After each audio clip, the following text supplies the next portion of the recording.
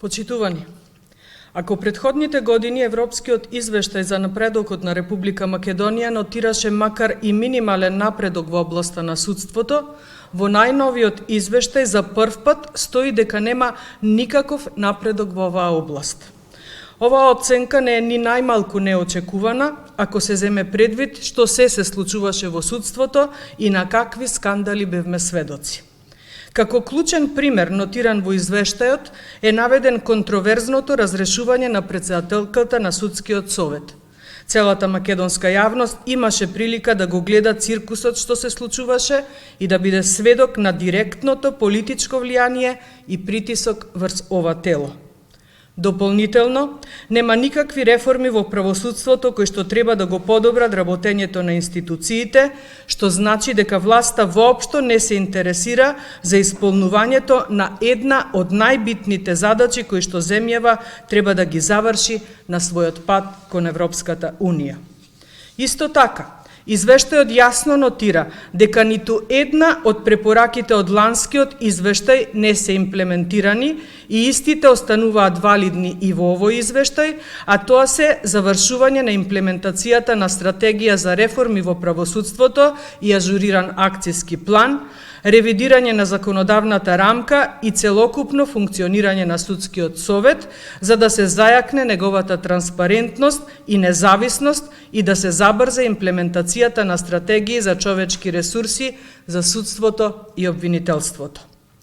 Како забелешка во извештајот е и процесот на бирање на новиот раководител на јавното обвинителство за гонење на организиран криминал и корупција, во кој што, како што се вели во извештајот, не се помогна да се изгради доверба на јавноста во транспарентноста на процесот, имајќи предвид дека на почетокот не беа представени критериуми за квалификување и беше покрената сериозна загриженост за можно надворешно влијание во процесот. Европскиот извештај посочува дека се потребни дополнителни напори за да се зголеми транспарентноста и да се спречи секој обид за несоодветно влијание и заплашување. Зголемен е бројот на незавршени предмети според старите процесни закони. Не се направени никакви напори за да се адресираат препораките од Венецијанската комисија за преиспитување за одредбите од Законот за употреба на јазиците, поврзани со двојазичноста во судските спорови. Ова се дел од забелешките на Европската комисија за судството во Република Македонија, кое што е доведено во очајна состојба од страна на власта, а при тоа правото и владењето на правото се една од најбитните поглавја во процесот кон пристапување во Европската Унија.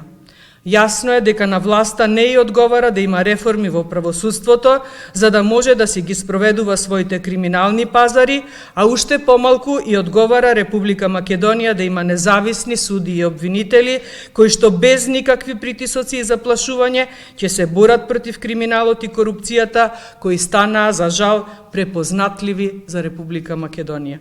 Ви благодарам, дали имате прашања?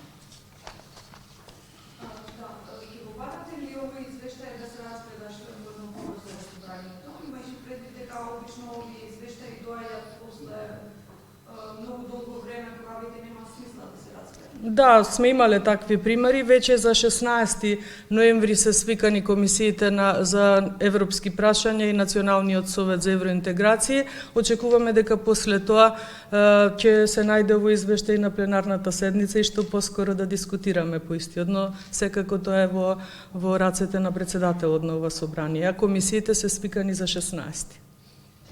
Ви благодарам.